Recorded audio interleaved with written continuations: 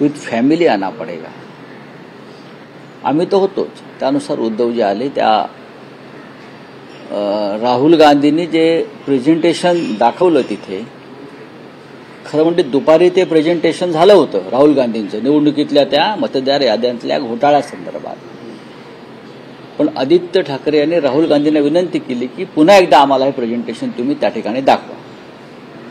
त्यानुसार राहुल गांधींच्या निवासस्थानी स्पेशल स्क्रीन लावून निवडणूक आयोगाच्या घोटाळ्यासंदर्भातलं एक प्रेझेंटेशन राहुल गांधींनी दाखवलं। आम्ही ते प्रेझेंटेशन शेवटच्या रांगेत बसून पाहिलं, कारण तिथून ते प्रेझेंटेशन उत्तम दिसत होतं। आकडे आम्ही ते मस्तपैकी आम्ही एक शेवटची रांग पकडली सगळ्यांनी, ज्यांना ते समजून घ्यायचं होतं प्रेझेंटेशन अगदी डोळ्यात, आम्ही ते सगळ्यांनी अगदी व्यवस्थित, जसं सिनेमाला उत्तम सिनेमा पाहताना आपण शेवटच्या रांगेतली तिकीट घेतो महागडी आणि बसतो, त्या पद्धतीनं आम्ही तिकडे बसलो सगळे।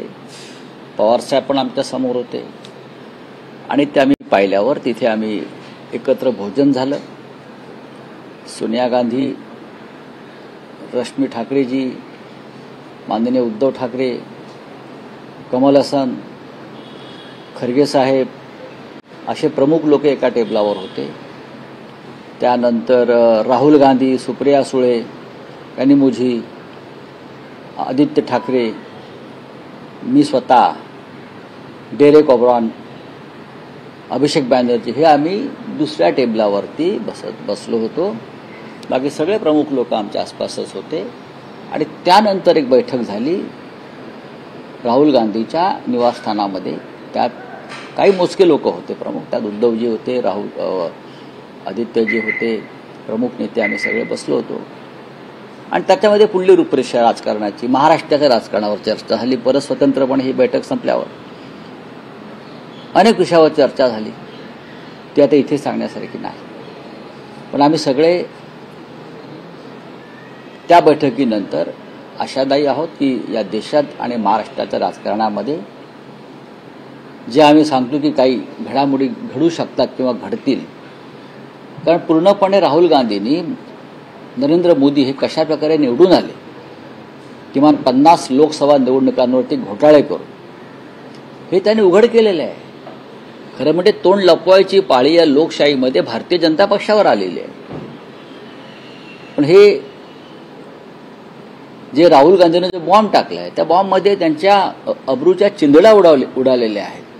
हे खुलासे कसले करत बसलेले, स्पष्ट दिसतंय काय झालंय ते। आणि अनेक विषयावर चर्चा झाली दिल्लीमध्ये। पण मुख्य लक्ष होतं किंवा सगळ्यांना उत्सुकता आहे की महाराष्ट्रात दोन ठाकरे बंधू एकत्र येत आहेत। आता तर सुरुवातही झाली आहे निवडणुकीच्या राजकारणात एकत्र येण्याची। बेस्ट कामगार पतपेढी निवडणुकीत दोनही ठाकरे बंधूंचे पॅनल एकत्र लढता आहेत। अशा वेळेस राज ठाकरे उद्धव ठाकरे युतीची राहुल गांधींना काही स्पष्टता देण्यात आली का? माननीय उद्धव ठाकरे आणि माननीय राज ठाकरे यांची जी युती आहे, हा इंडिया ब्लॉकचा विषय नाही, हा स्थानिक स्वराज्य संस्थांचा विषय आहे। आणि स्थानिक स्वराज्य संस्थांच्या निवडणुकांवरती राष्ट्रीय स्तरावर कधीच चर्चा होत नाही, हे तुम्ही समजून घेतलं पाहिजे। मग तुमची ती समोर काय ती NDA असेल किंवा तुमची ती महायुती असेल, त्याच्यामध्ये स्थानिक स्वराज्य संस्थांवर चर्चा होणार नाही। काही लोक जाऊन दिल्लीत त्यांचे पक्षप्रमुख बसलेले असल्यामुळे जात असतील आणि चर्चा करत असतील, पण या दोन प्रमुख बंधूंचा एकत्र येण्याचा जो निर्णय आहे तो माननीय राज आणि उद्धव साहेबांनी घेतलेला आहे आणि ते समर्थ आहेत असं त्यांनी सांगितलेलं आहे। एखादा विषय पण अर्थात या विषयावर चर्चा होते, कारण ही महाराष्ट्रातली एक मोठी घडामोड आहे राजकीयदृष्ट्या। त्या इंडिया आघाडीच्या बैठकीमध्ये प्रत्यक्ष या विषयावर चर्चा होते। आणि मला असं वाटतं की दोन बंधू एकत्र येण्याबद्दल इंडिया आघाडीमध्ये कोणालाही आक्षेप नाही, काँग्रेसला आक्षेप नाही। मला चित्र असं दिसलं की कोणालाही आक्षेप असण्याचं कारण नाही आणि नाही। दोन बंधू एकत्र येत असतील तर आक्षेप काय आहे? मराठीच्या प्रश्नावर हर्षवर्धन सपकाळ म्हणजे इकडलं काँग्रेसचं महाराष्ट्रातलं युनिट सुद्धा मराठीच्या प्रश्नावर तीच भूमिका घेऊन उभी आहे। त्यांची राजकीय विषयावर ते आम्ही बघू ना. नाही, पण आम्ही राजकीय दृष्ट्या एकत्र आलेलो आहोत. त्याचा केंद्रबिंदूच मराठी आहे ना. त्याचा केंद्रबिंदू जो आहे तो मराठी भाषा, मराठी अस्मिता, मराठी स्वाभिमान, मराठी माणूस, महाराष्ट्राचं रक्षण हाच आहे. वेगळा विषय काय याच्यामध्ये आहे? शरद पवार असतील, माननीय शरद पवारजी असतील, किंवा राज्याचे काँग्रेसचे प्रमुख हर्षवर्धन सकपाळ असतील, या सगळ्यांच्या भूमिका मराठी भाषा अस्मिता आणि मराठीवरती होणारी सक्ती इतर भाषांची या संदर्भात समान आहे. आम्ही सगळे एकत्रच आलो होतो त्यासाठी ना. त्याच्यामध्ये जर आम्ही काही स्थानिक, मुंबई ही महाराष्ट्राची राजधानी आहे मुंबई, आणि मुंबई वाचवण्यासाठी उद्धव ठाकरे आणि राज ठाकरे यांनी काही एकत्र भूमिका घेण्याचं ठरवलं असेल तर संपूर्ण देशातल्या मराठीप्रेमी जनतेला, स्वाभिमानी जनतेला त्याचा आनंदच होईल. नाही, पण राज ठाकरेंची परप्रांतीय विरोधातील भूमिका ही काँग्रेसला पटेल का? राज ठाकरे यांनी परप्रांतीयांच्या विरुद्ध कोणती भूमिका घेतलेली नाही. कधी काळी शिवसेनेवरती आरोप होत होते. महाराष्ट्रात राहणाऱ्याला मराठी बोलता आलं पाहिजे. तुमच्या माहितीसाठी सांगतो, अशा प्रकारचं आंदोलन सध्या बंगालमध्ये सुरू आहे. याची तुम्ही माहिती घ्या. बंगालमध्ये ममता बॅनर्जी यांनी बंगालमध्ये भाषा आंदोलन सुरू केलं आहे, फक्त बंगाली. तामिळनाडूमध्ये दक्षिणेत हेच आंदोलन सुरू आहे. तुम्ही मराठी आणि महाराष्ट्रावरच का आक्षेप घेताय? आम्ही मराठी बोलतोय म्हणून, का मराठी बोला असं सांगतोय म्हणून? मराठी बोलणार नाही असं जेव्हा सांगितलं जातं महाराष्ट्रात, तेव्हा त्यांच्या विरुद्ध लोकांचा रागाचा भडका उडतो, आणि तो स्वाभाविक आहे. नाही, पण राऊत साहेब, उद्धव ठाकरेंचं दिल्लीतलं एक विधान ज्यात ते असं म्हणता आहेत की दोन बंधू एकत्र यायला त्यांचे ते समर्थ आहेत, तिसऱ्याची गरज नाही. बरोबर आहे. पण अशा राजकारणात आपले जे जुने मित्र पक्ष आहेत, नव्या मित्राला सोबत घेताना जुन्या मित्रांनाही विश्वासात घेणं हे शिवसेना बाळासाहेब ठाकरेंना म्हणजे हे पटत नाही का, किंवा काही आवश्यकता वाटत नाही? आम्ही सगळ्यांशी चर्चा करतो. आम्ही सगळ्यांशी चर्चा करतो आहोत. हा तुमचा जो प्रश्न आहे हा चुकीचा प्रश्न आहे.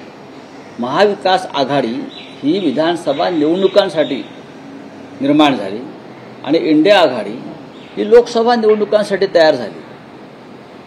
स्थानिक स्वराज्य संस्थांसाठी अद्याप अशी कोणती आघाडी निर्माण झाली असेल मला सांगा तुम्ही. प्रत्येक महानगरपालिका, जिल्हा परिषदेच्या क्षेत्रामध्ये स्थानिक आघाड्या निर्माण होत असतात. हा आतापर्यंत इतिहास आहे.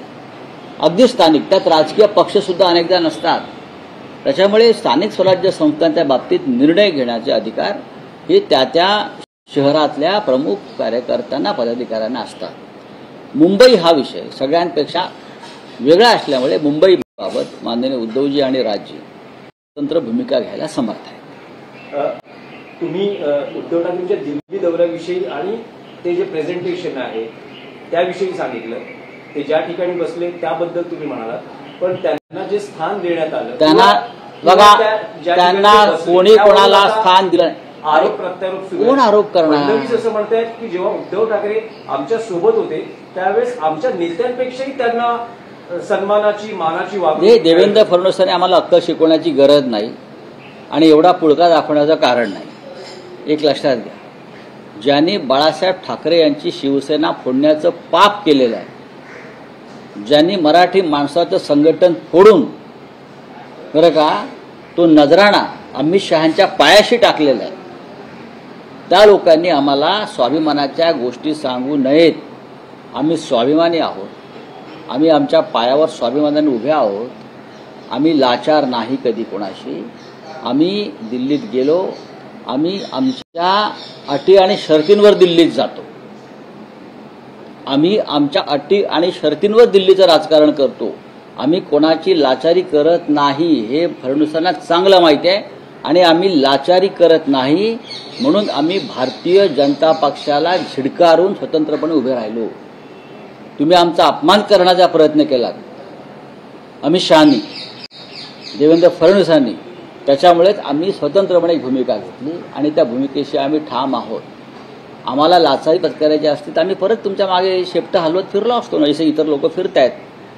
आम्ही तुमच्याशी लाचारी करायला तयार नाही म्हणून तुम्ही पक्ष फोडला आमचा. आणि तो जो गट आहे लाचारांचा तो शेपट्या हलवत तुमच्या मागे दिल्लीत फिरतो आहे. आम्ही त्यातले नाही. लक्षात घ्या मिस्टर फडणवीस, तेव्हा आम्हाला या बाबतीत ज्ञान देण्याचा प्रयत्न करू नका. राऊत साहेब, काल वरळीमध्ये एक असा प्रसंग घडला की आदित्य ठाकरे आणि एकनाथ शिंदे एकाच वेळेस नारळी पौर्णिमेतील आयोजित कार्यक्रमात आमने सामने आले. संघर्षाची परिस्थिती निर्माण झाली होती. महापालिका निवडणुका आता दृष्टिक्षेपात आहेत. कदाचित हा संघर्ष पुढच्या काळात आणखी वाढण्याची शक्यता आहे. स्थानिक आमदार जे आहेत म्हणजे सुनील शिंदे यांच्या मुलाविरोधातही गुन्हा दाखल झालेला आहे. आमची कोणत्याही संघर्षाला तयारी आहे. जर कोणाला आमच्याशी संघर्ष करायचा असेल, मी तो सगळा विषय मला कालपासून माहिती आहे, तर कोणताही संघर्ष आमची त्या संघर्षाला तयारी आहे. जर तुम्ही पाळलेल्या निवडणूक आयोगाशी आम्ही संघर्ष करतोय, तर हे संघर्ष आमच्या रस्त्यावरचे शिवसेनेच्या पाचवीलाच पुजलेले आहेत ना. वरळी कोळीवाड्यामध्ये माननीय आदित्य ठाकरे असताना राज्याचे डेप्युटी सीएम पोलिसांचा फौजफाटा जाऊन दादागिरी करत असतील, तर ती दादागिरी मोडून काढू. आत्ता सांगतो मी, फार दादागिरी करूच नका. तुमची दादागिरी इथे फडणवीसच मोडून काढतायत रोज. आणखी एक विषय असा होता की मुंबई किंवा पुण्यात आसपासच्या MMR रिजनमध्ये कबूतर हा विषय आता अस्मितेचा विषय बनला आहे. एवढी बंदी असूनही आज दादरमधला एक प्रकार आहे. लालबागमधून एक व्यक्ती येते, जैन समुदायापैकी आहे. कबुतरांना खाणं तिथे दिलं जातं आणि असं म्हटलं जातं की आणखी 12 गाड्या येणार. गाडीच्या टपावर बसून, म्हणजे जिथे बंदी आहे तिथे ही मंडळी आता गाडीच्या टपावर. देवेंद्र फडणवीसांनी याच्यावरती मत व्यक्त करावं. राज्याचे प्रमुख म्हणून देवेंद्र फडणवीस नक्की कुठे कुठे शेपूट घालणार आहेत किंवा त्यांचं सरकार कुठे कुठे शेपूट घालणार आहे हे त्यांनी एकदा यादी जाहीर करावी. बाकी ठीक है, बोलिए क्या बात है, आप हिंदी में क्या है बताइए. नहीं, कोई टिप्पणी नहीं है. ये आप लोग को टिप्पणी विप्पणी करना छोड़ दीजिए. उद्धव जी 3 दिन दिल्ली में थे, इंडिया ब्लॉक की मीटिंग में शामिल हुए. राहुल गांधी जी के निवास स्थान पर जो स्नेह भोजन का कार्यक्रम हुआ, वहाँ एक प्रेजेंटेशन दिया चुनाव वोट चोरी के बारे में. वहाँ हम सब लोगों को वोट चोरी का प्रेजेंटेशन देखकर बहुत प्रभावित भी हुए और बहुत सी बातें महाराष्ट्र और देश की राजनीति के बारे में हमने चर्चा भी की. वहाँ उद्धव जी ने अलग से चर्चा की. तो हमें लगता है कि दौरा पूरी तरह से सफल हुआ. ये राज ठाकरे जी, उद्धव ठाकरे जी का एक साथ आना, ये दोनों का व्यक्तिगत निर्णय है. महाराष्ट्र के लिए, मराठी मानुस के लिए और महाराष्ट्र के स्वाभिमान के लिए दो ठाकरे बंधु अगर एक साथ आते हैं तो उसमें देश भर में स्वागत उसका हो रहा है. कबूतर खाने को लेकर जो है वो कबूतर जा गाना आप लगा दीजिए. 11 तारीख को एक मोर्चा निकलने वाला है इंडिया अलायंस का केंद्रीय चुनाव आयोग के खिलाफ, उनके घोटाले के खिलाफ राहुल गांधी जी ने एक मुहिम छेड़ी है, एक संघर्ष, एक युद्ध छेड़ा है. और उसका एक परिणाम ये है कि हम 11 तारीख को एक मोर्चा हमने तय किया है शिवसेना